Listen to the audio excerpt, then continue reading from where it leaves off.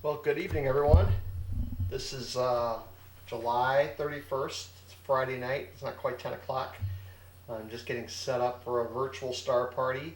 And at this hour, it's early and we're kind of near the end of Comet Neowise. So that's where we'll start. Let me minimize this. And I got the scope set up and I managed to capture Neowise. And here we have it. Pretty nice. The camera on the C14 is capturing an exposure every 2 seconds. And so here it is, Comet Neowise. And if you look carefully, I'll move my cursor up here, you might see a galaxy over here. That is a very far away galaxy. I don't have a whole lot of detail on it, but I know that it's a magnitude 17 galaxy, so it's pretty far away. If you look carefully at Neowise, you might see that we have a little bit of a tail coming off here and here, but it is moving away. We've got a little more color in it than you may have seen in basic images, ones that don't show the ion tail and as well as the regular tail. But the coma looks really, really green here. I'm hoping that you can see that. I had to enter this manually into our sky formula here, our sky software that connects to the scope, because the scope, it's not hooked up to the internet to update, and I didn't want to risk an update tonight. But here we have Neowise early on this evening, so nice to see that. I may try to take a couple of pictures of this while I'm here. And then we'll come back and we'll do some more stuff tonight. Tonight I want to look at some galaxy groups. We have a gibbous moon out, but because we're using imaging, it's not going to affect us as much as it would if we were using just visual, our eyes with an eyepiece. So we'll see what we can get tonight. And we're going to look for some groups of galaxies. I've got a couple of dark nebula, which we may not see at all, but we'll give it a shot. And then some other stuff in the sky, not your usual stuff, and then some of the usual stuff that we would look for on any particular night. So with that, enjoy Neowise for a moment. What I may do is paste an image of what I get if I capture some images of that after this. So with that, I'll be back in a little bit. And thanks for joining us this evening. So here's an image that I was able to get combining 10 30-second images that I took that evening. I paste it right here for your perusal. We do get a little bit of tail on that comet. The stars are aligned okay. They're just moving because the comet's moving. And so I made this image so it was centered on the comet. Not quite as spectacular as some of the images you may have seen, but it's moving away. It's about 10 million miles further in space than it was a week ago. So it's moving at a pretty good clip. Appreciate the last time we were able to get a look at it tonight. So here you go.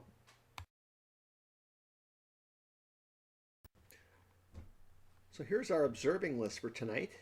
As you can see, we've got quite a variety. We'll start out with a globular cluster. We've got a couple of planetary nebula in there. So an open cluster, actually a couple of open clusters.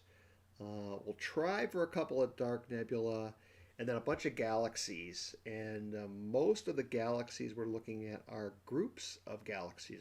I thought that would be a good theme, is to try to go for some groups of galaxies. It's always cool to see more than one thing in the field at the same time.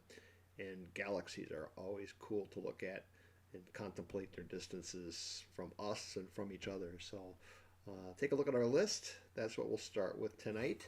Of course, we had a surprise having Neowise pretty available to us right out of the box. So that was a nice start to our evening.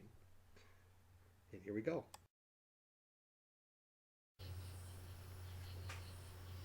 Okay, so yeah, it's a treat to see Neowise tonight. That's a fun thing to see. Didn't know how much longer we're going to have. It's moving farther away, so the fact that we got a little bit of an image of it tonight is pretty cool. All right, so let's start with go back to kind of where we were going to go when I started all this, and I'll start with a globular cluster called M19 in Ophiuchus. I think I found it. It's kind of right on the meridian. We'll see what the scope wants to do to get there. We'll slew over there. And it's going to slew towards the meridian. Okay. That's good. So it's a pretty busy chart. But you can see over here is Ophiuchus. The 13th is a zodiacal constellation. It's kind of a big hole in the sky between Sagittarius and Libra is this Ophiuchus. Alright, so we're on M19. So I'm going to go back to the camera here and we'll set it up to capture continuously a couple seconds to see if we're centered on it. There it is. Alright, that's pretty good. That's just a couple of seconds. I'll take a little bit longer image here. We'll take a 30-second image of it. Let's just do a single capture. And in the meantime, I'll tell you a little bit about M19 and Ophiuchus.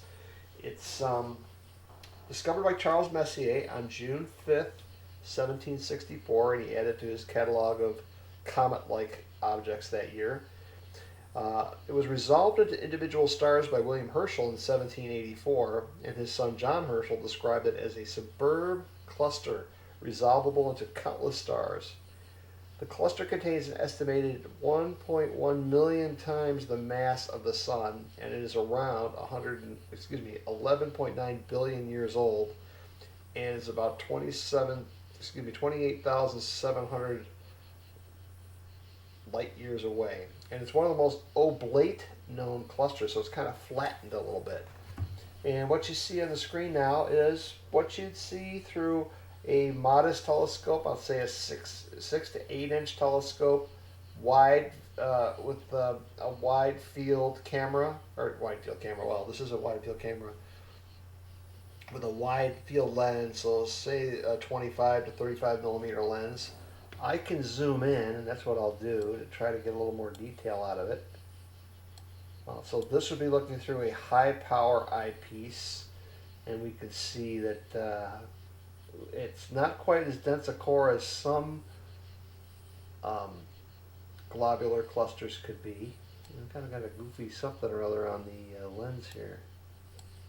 Anyway, but this is the risks of what we have of capturing pretty quickly what's out there. But that's a globular cluster, of which we have about 150 to 200 of them in our Milky Way galaxy. Nice object to start the evening with. All right. So next we'll go to something different. We're going to try to go to a planetary nebula. So I will come back in a moment. We will pause this. So I paused us, and we ended up doing a meridian flip, which meant the telescope, instead of the telescope keeps spinning around and around, getting the wires twisted, what it'll do is it'll spin around the long way instead of crossing the middle of the sky. And that helps keep wires uncrossed and keeps everything copacetic. And so I took an image of what we call the blue racquetball, and I don't see it, or it's really faint in this image. This could be it over here.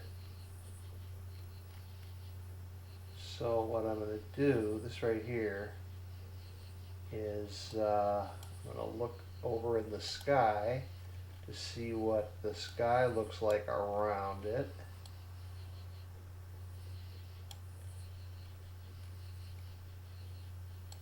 Oh, they call it the Emerald Nebula on this one. So,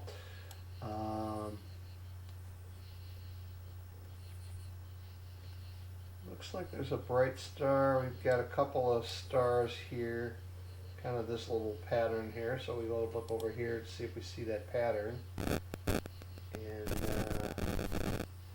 I don't know. Doesn't look good. So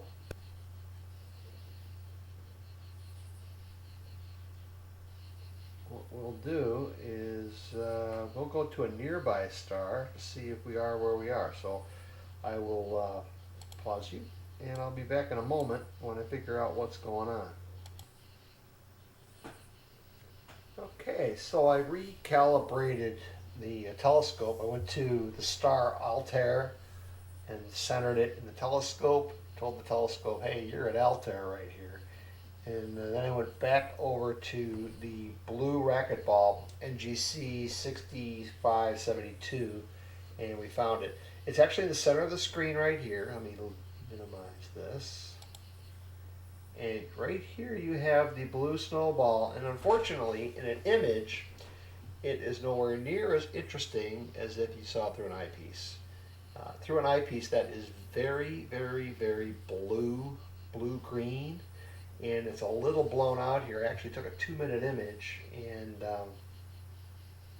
you get the sense of a little color here. This kind of stuff looks a little yellower, and it's not tracking fantastic, but okay. This is a very blue object if you were to look through at this with an eyepiece. And unfortunately, that's how planetary nebula are at some point. When you look at it through a short, this is a relatively short exposure. Now we could probably get better image of this, and we took longer exposure and a little more magnified. This might be something we do with the F11 version of the C14 instead of the F1.9. So that's the second stop, or actually third stop on our tour today, is this little planetary nebula. And I told you we're going to go look at some galaxies, so we'll pause this here and we're going to do a little galaxy hunting next. So I'll be back shortly. So we moved over to the other side of the sky in Ursa Major, and we're going for a relatively dim object. I think this was the dimmest object I had on my list tonight, called NGC 3991. It's an irregular galaxy, but it's part of a group of galaxies. And so I think I might have captured something here. But we got a nice little smear, and I believe this is our galaxy. And there's 1, 2, 3 galaxies. Here's a trio of galaxies. Together they're called ARP 313. So they're this is NGC 3991, and then there's 3994 and 3995. So I'm guessing that the higher number ones are these two, and this is our galaxy here.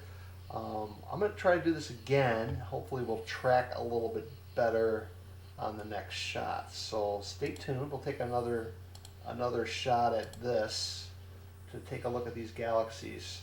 Kind of cool to see a whole bunch of galaxies all together.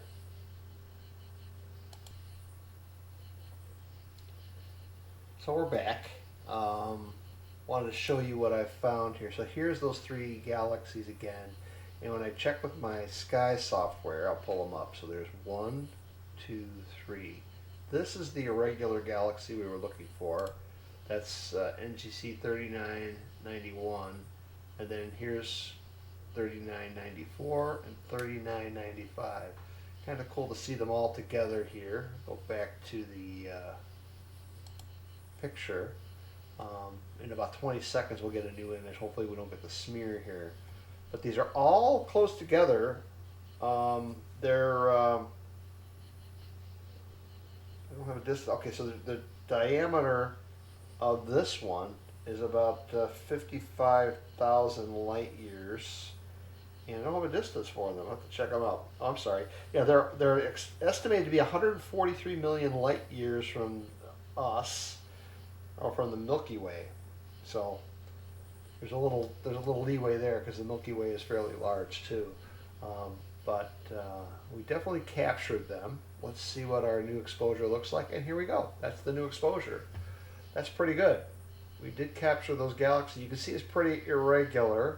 This one's kind of bright and elliptical, and another one over here. So we captured this this trio.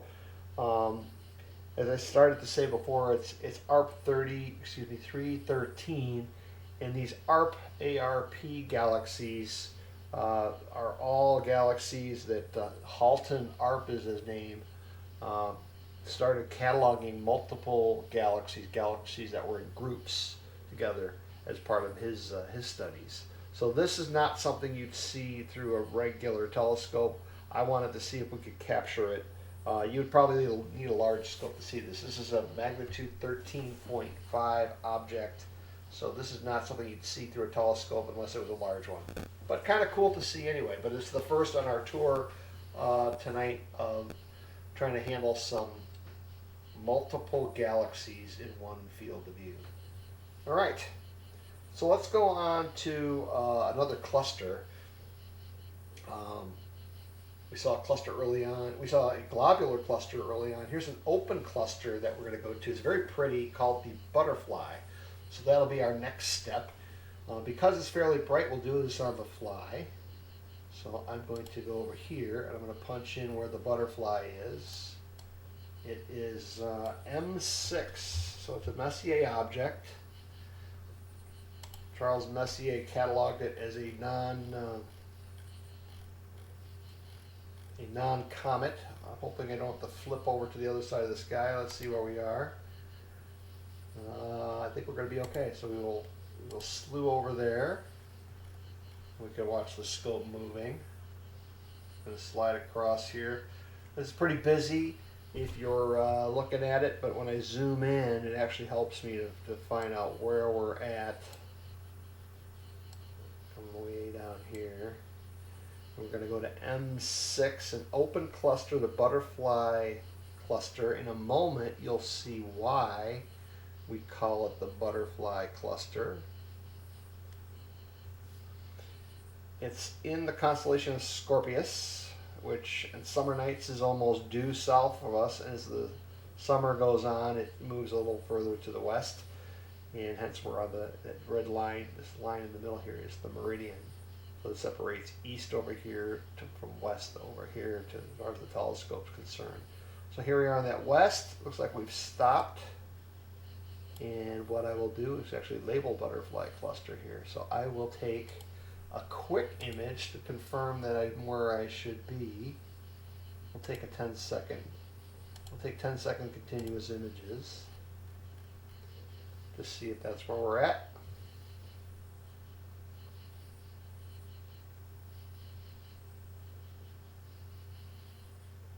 Okay, and that's it. Okay. All right, so that's where we're going to be. You can kind of see that there's like a wing here, then a wing over here, a butterfly. I'm going to center this a little better. So I'll go to my telescope tab, and I'll pull this up over here. And oh, I didn't want to do that. Okay. And we're going to move the scope a little that way.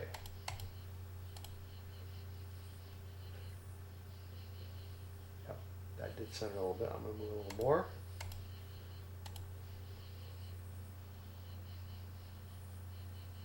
And we're going to get another image like, oh, wrong way, I guess. Okay, we'll try that the other way. We're going this way. 1, 2, 3, 4, 5. Okay.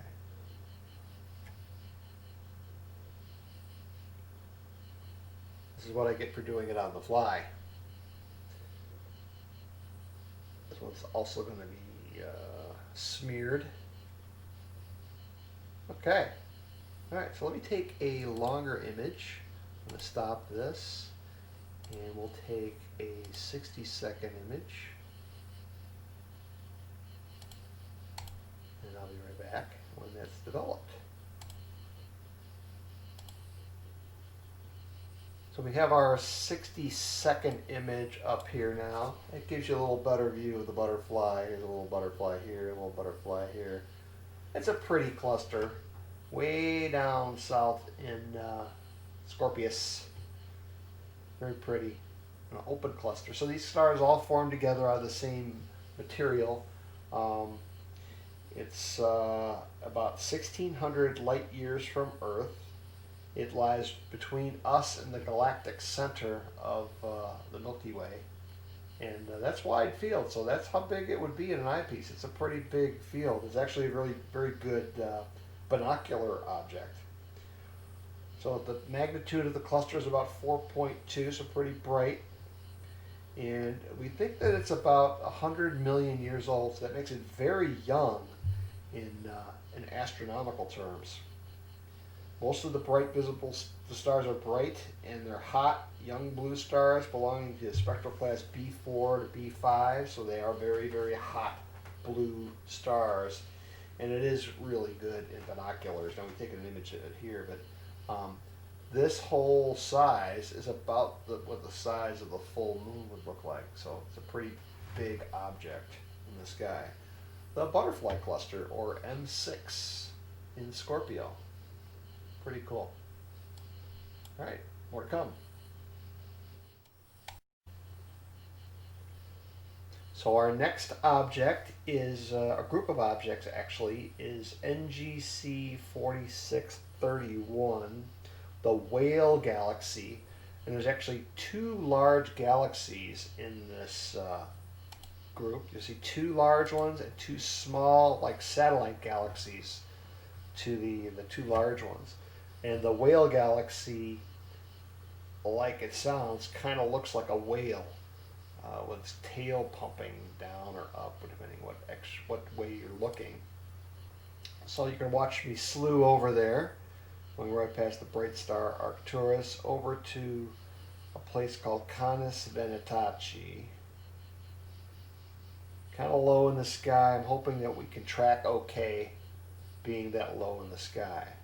So I will start an image, and I'll take a 2-minute image and one image, and I'll be back with it in a minute. For you, it'll take no time.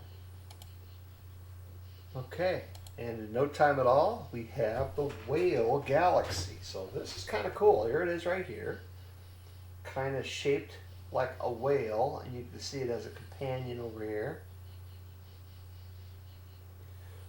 So the Whale Galaxy is NGC 4631.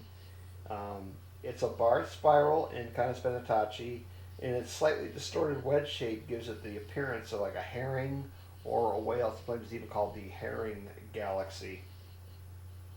It's about 30 million light years away with a magnitude of 9.8, so readily visible in about an 8-inch telescope.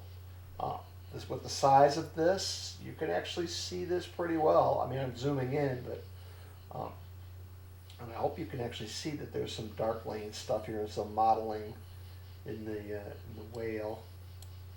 That would be probably not as visible through that, unless it's through a bigger scope. So we can see it because we have a nice big scope taking an image of it.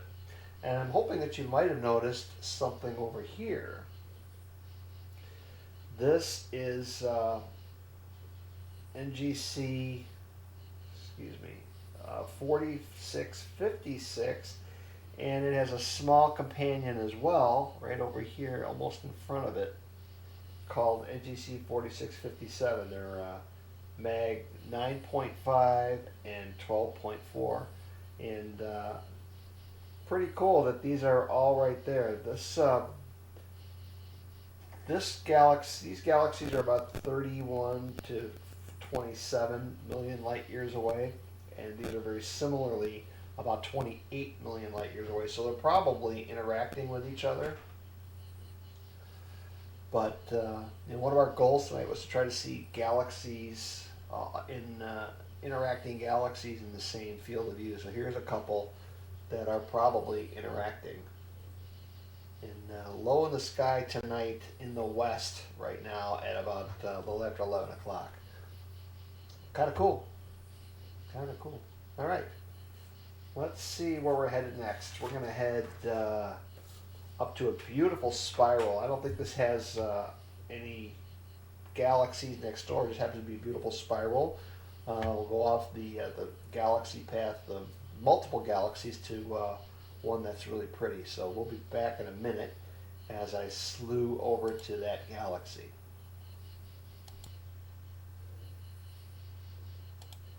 So we didn't have to move far. We moved to M106. It was just a couple of degrees away.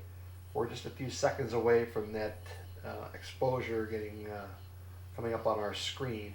And this is a classic intermediate spiral galaxy in Canis Venatacci. And here it is, very visible in the center of your screen right there. You can actually see a spiral arm coming off here and here. It was discovered by Pierre McCain in 1781. It's about 80,000 light years across and 23.5 million light years away. It's the largest member of the Canis II galaxy group, Canis Venatacci. And actually there is a possible companion galaxy. I was mistaken, and that's right over here. That's NGC 4220. It's about 12.2 magnitude. Let me just double check with my other software here. And that's about 42 million light years away. So I said one was 23, the other's 42. So they're about 20 million light years apart. So who knows if they're actually interacting or not. They happen to be in the same field of view though. First discovery was made by William Herschel of the Little Galaxy in March of 1788. This is a barred spiral galaxy. So you can see that there's a bar in here. Let me zoom in. Oh, is that pretty? You can actually see a nice little dust cloud in there. You can see the arms coming out. And there's a bar going across there. There's some famous deep sky images of this. This might be one that's worth taking an image of. It looks like a very pretty galaxy. There's a companion out here. And I'm curious what this one is out here. This looks like an edge-on galaxy. There might even be another one right here. But this looks like an edge-on galaxy, so I'm going to use the software to figure out what that looks like, what that is. So we'll zoom in here. This is one of the fun things you can do when observing is to find out, look at what you're looking at. And when you zoom in, oh my goodness, there's all kinds of galaxies here. So here is our galaxy and its little neighbor. And there seems to be something here. Let me see if that's what we're looking at. We're kind of looking at it upside down. So we have our galaxy, and then this guy, and then this guy over here. Let's just see what we're looking at. So this guy, and yeah, so this is NGC 4217, and I'm trying to see if I can get any more information on that. So I will look it up real quick here while I'm here. NGC 4217.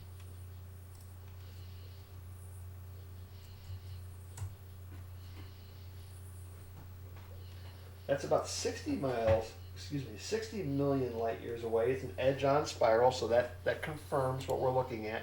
That's an edge-on spiral, and I like these edge-ons because you can actually see dark lanes on the edge because you're looking through all that dust and stuff, and then all the light shining out around it really gives it a stark contrast. It makes it a beautiful looking galaxy.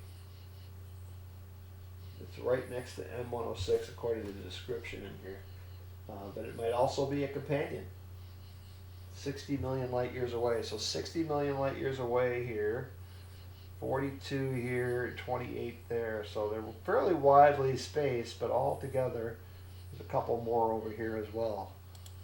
And I don't know that we're going to get those. So there's NGC 4232 and 4231. So 1, 2, 3, 4, 5 galaxies. And those little guys over there, those look like they might actually be interacting a bit. Let's find out a little bit more about those.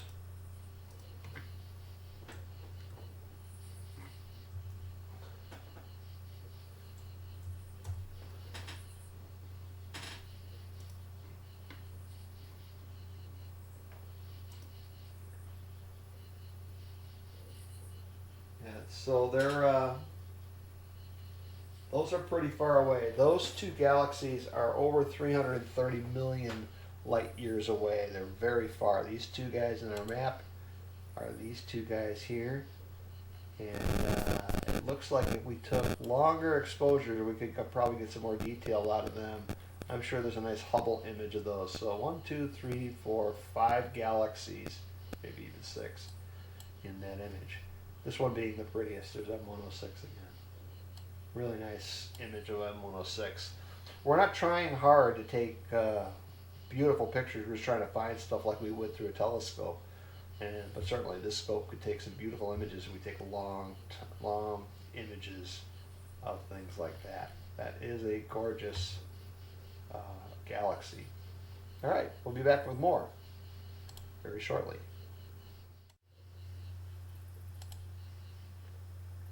All right, so we've moved on to the next object here. This is still in Canis Venatici, and I was pronouncing it wrong. It's Canis Venatici, not Venatacci. In Latin, it translates from big dogs. So the big dogs is where we're at right now. These are the hunting dogs of Botes the hunter.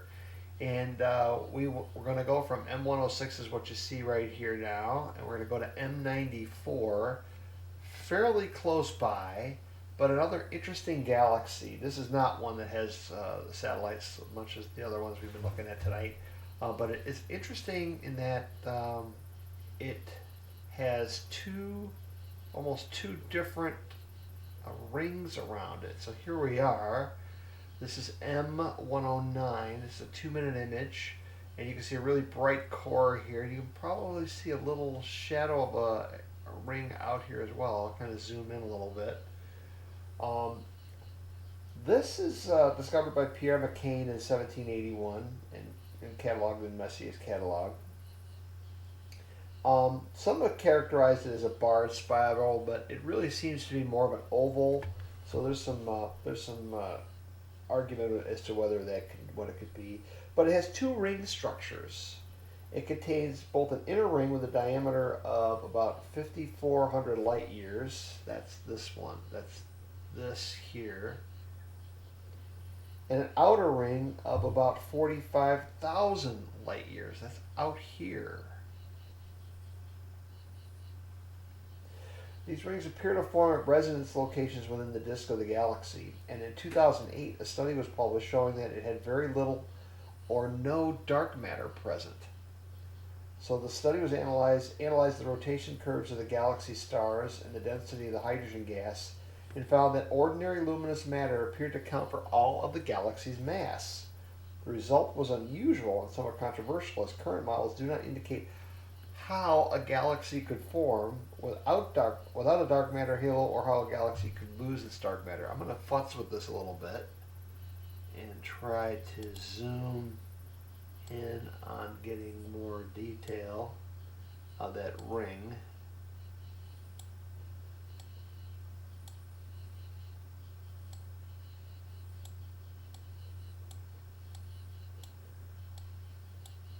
Don't know if I'm getting more detail or not. I am getting a little more detail here. Maybe that's a little too much.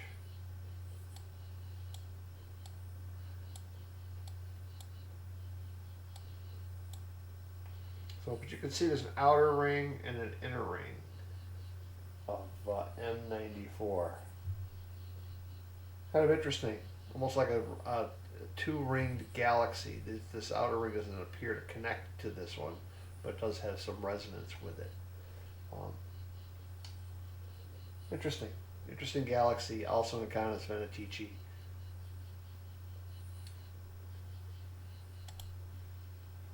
So here, reset it, it made it worse.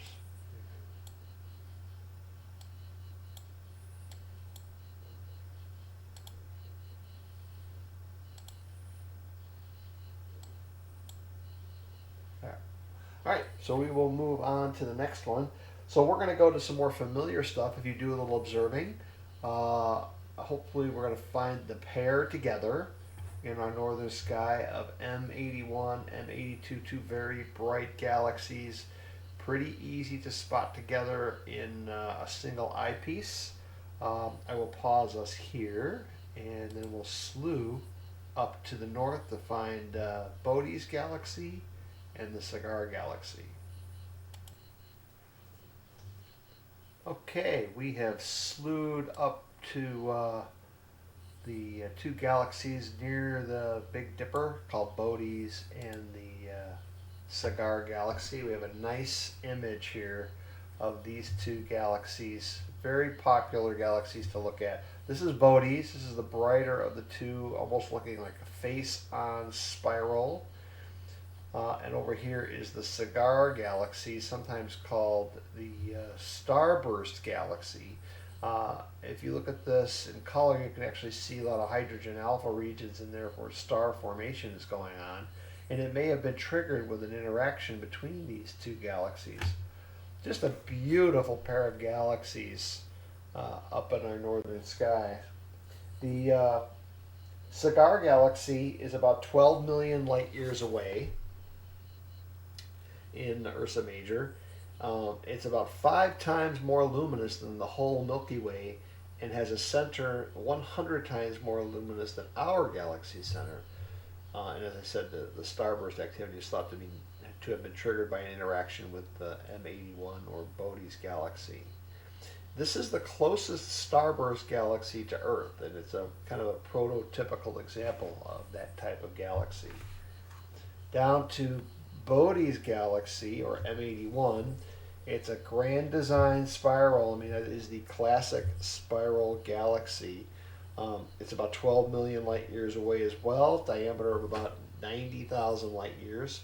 So it's about half the size of the Milky Way. Due to its proximity to us, its large size and active galactic nucleus, which harbors about 1 million solar mass black hole, it's been studied extensively by professional astronomers. Its large size and relatively high brightness also make it a popular target for amateur astronomers. So this was discovered, as you might expect, by Elert Bode on December 31st, December of 1774. And telescopes with an aperture of 8 inches or larger are necessary to distinguish the structures in the galaxy. But we can kind of zoom in. That's what we'll do, like we're using our eyepiece. And we can actually see some structure here. There's an arm out here, and there's another arm over here. Pretty cool. We did a pretty quick 2-minute exposure here, but if we were to do a longer one, we would get a lot more galaxy here.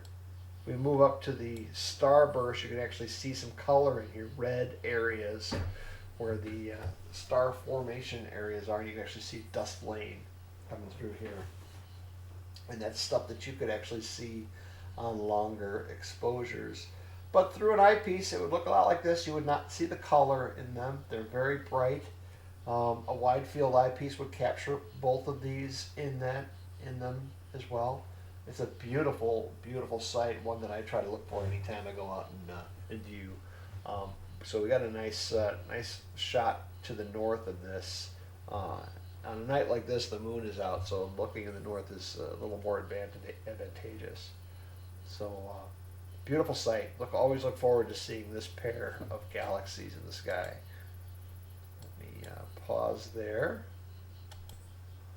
So we're on our way now to M13, the Hercules cluster.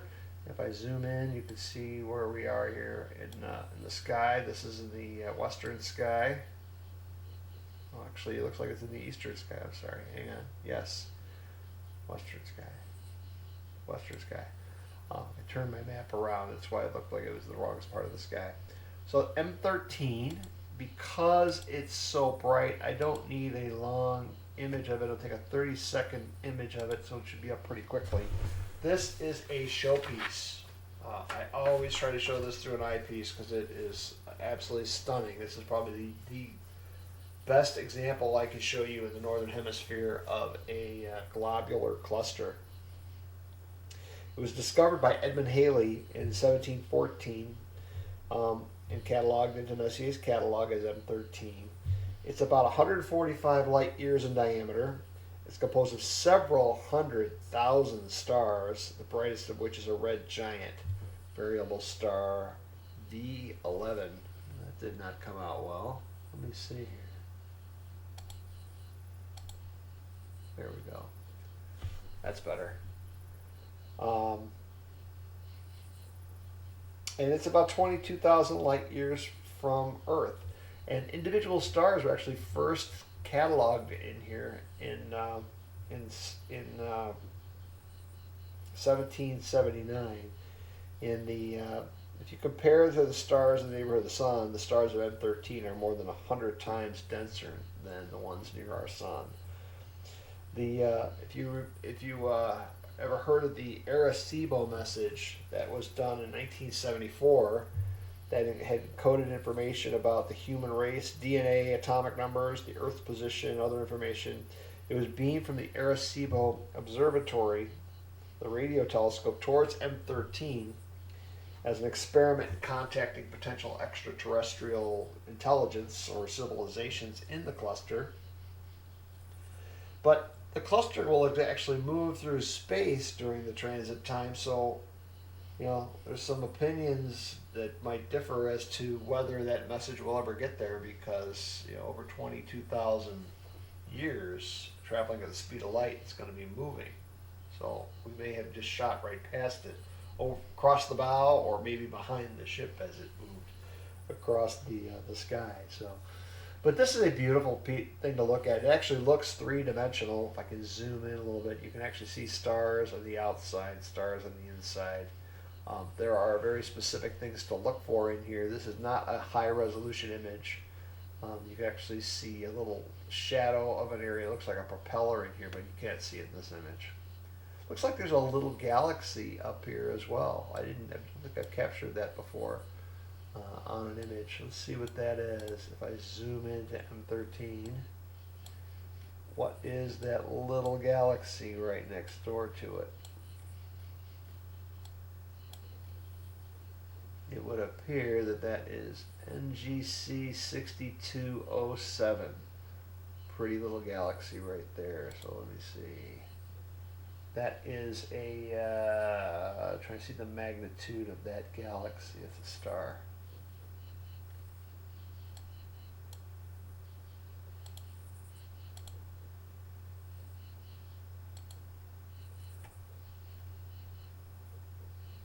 If you click it on a star. Okay, there it is. And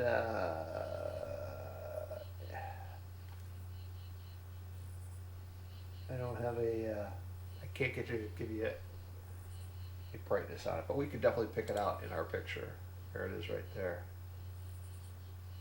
Stunning to see this through an eyepiece. It really is very sparkly. Keystone cluster, which I'll tell you why it's the Keystone cluster. If you look at Hercules, the constellation of Hercules, and I don't have the constellations outlined here, it's shaped like a keystone. All right, on to the next object. Into Cassiopeia, to a object called NGC 457, or the ET cluster. And before ET was around, it was actually known as the Owl cluster. There's a couple of very bright stars in the center of it. We're just moments away from it. So here it is. You see an eye here, an eye here. His bodies here. Here's a foot, and here's a foot. Here's an arm that comes out here, and an arm that comes out here. This is very pretty in an eyepiece. These are very brilliant stars. One's kind of reddish, one's kind of whitish. Of our buddy E.T., the extraterrestrial. It's an open cluster, so these stars formed fairly close together. Sits kind of on the lazy W side of the W of Cassiopeia, the ET cluster. Very pretty. Even catch this in binoculars. This is a nice view of a nice star cluster.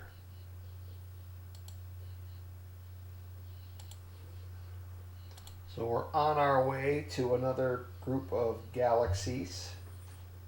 This is NGC 7769, and there's actually a trio of galaxies here. I will take a 2-minute image of these. Let's see what our map will show us for where we are. So I told you it was 7769. The two galaxies nearby are 770, 7770, and 7771. So here we are. I hope we're there. I don't see them labeled here. But we'll take a look. I'll be back in a moment with an image after we start to take it. Here we go.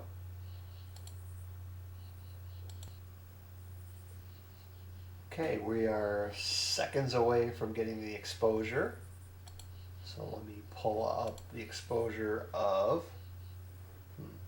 there's supposed to be 3 galaxies here. Now, they look pretty faint. This is NGC 7769. It's the brightest and westernmost member of a nice trio. It's got a magnitude 11.7, so it's fairly dim, but it's got a bright halo around it. It's about 200 million light years away. 7771 appears about 5 arc minutes to the east-southeast, and is a little fainter. It's at 12.9 magnitude, and it's about 210 million light years away. And then the smallest is 7770, and the faintest at 14.4. So these look like our 2 galaxies here, and then there's a faint one right here. That's 7770. These are all spirals. Now, that's not bad for an eyepiece view to see those. I'm going to zoom in, and we can see them a little bit better. 3 galaxies all kind of interacting there, all pretty far away, over 200 million light years away. And that would be the last of our galaxy groups tonight. We did a nice job tracking with those, so kind of cool to see those up. These are in Pegasus, pretty high in the sky at this point for us, so it worked out well to grab those. So let me just look at Pegasus here. There we are. There's where we are, kind of the big, I put the, finally got the outlines of the constellations up there. So it's the Great Square of Pegasus, and these happen to sit right inside there. Very nice. Alright, I've got one more place to go, possibly 2, but certainly one more to go. We're going to go take a look at the Cat's Eye Nebula. Now, we've been a little disappointed with some of the planetary nebula we looked at before. This is another planetary nebula. This is pretty through an eyepiece. I'm hoping we can actually see some color in this one, and maybe a little form as well. This is the Cat's Eye. Let's see where she's at. That's got to cross the meridian, so I'll probably be back. We'll see which direction the scope wants to go, and I'll be back in a few minutes. Oh, no, we're going to swing across the north. You can see it swinging. When we go to the north, it likes to swing across the meridian, but when we swing to the south, it does not like to swing across the meridian. So here we are heading to the Cat's Eye Nebula. And then we will take a 2-minute image once we get there. And then what I'll do is we'll get back, we'll get the image, and I'll talk to you a little bit more about that image. So here we capture it, and we'll be back. So we're about 4 or 5 seconds away from capturing the Cat's Eye Nebula up in Draco. And here she is. That's a planetary nebula. Discovered by William Herschel in February of 1786. This is it right here, and it would appear much bluer in an eyepiece. Did not get a really good image of it, unfortunately. A little galaxy over there, it looks like. This was a pretty important planetary nebula. It's the first one whose spectrum was investigated by the English astronomer William Huggins. His observations revealed that the spectrum was not continuous, like stars have a continuous spectrum. This was not, and it demonstrated that aside from the few bright emission lines, that it was not continuous, and it demonstrated that planetary nebulae were gaseous and not stellar in nature. So this was something completely new at the time. Structurally, the object has had high-resolution images by the Hubble Space Telescope, revealing knots and jets and bubbles and very complex arcs. And it's all illuminated by the hot central white dwarf. This type of nebula is difficult to measure. Using measurements of angular expansion, we get estimates of about 3,300 light years away. And it's a young planetary nebula, estimated age of about 1,000 to plus or minus 250 years old. So anywhere from 750 to 1,250 years old. A very young planetary nebula. So this through an eyepiece is much bluer, blue-greener, more on the green side. But this picture does not give it justice. So you come back another day, we'll try this with a native F11. I bet we get a lot more detail on there. So, getting late. This is possibly our last one for the evening. Hopefully you enjoyed what we did here. We tried to mix it up a little bit by putting some galaxies in there. Thanks for coming tonight, and hope to see you again soon.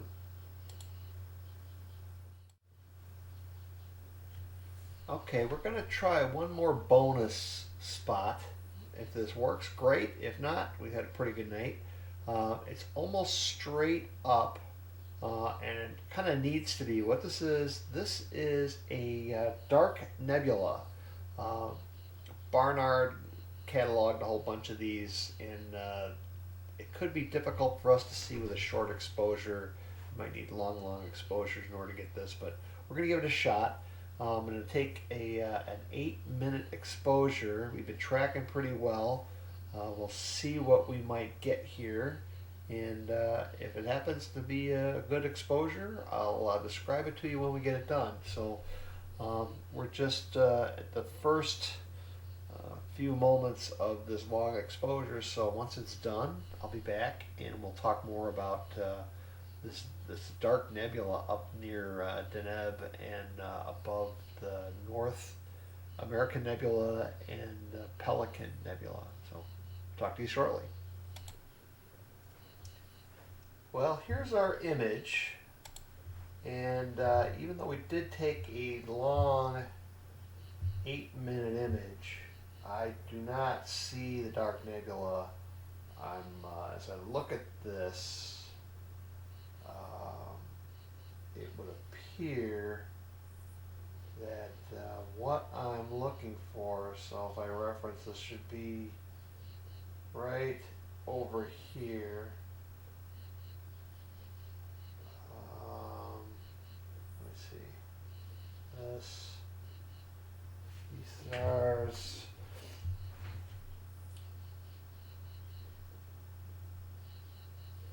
Yeah, it is. There's supposed to be some dark lanes in here, but I really don't see them. Don't see them. I guess I could play with this. Let's see if I can get a little darker.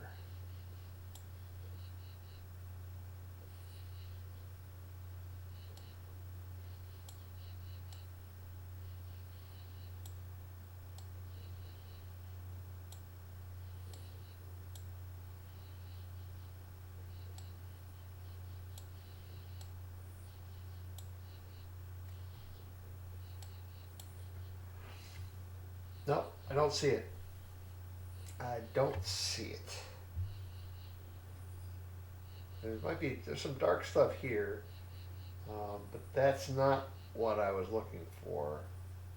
There's something else that's supposed to be over here, almost shaped like a chicken foot, but we don't see it. Oh well, it's worth a shot.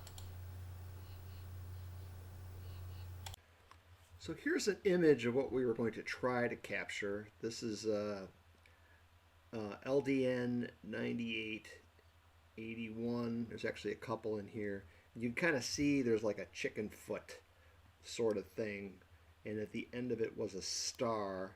And you could tell by what we're looking at that there was a bit of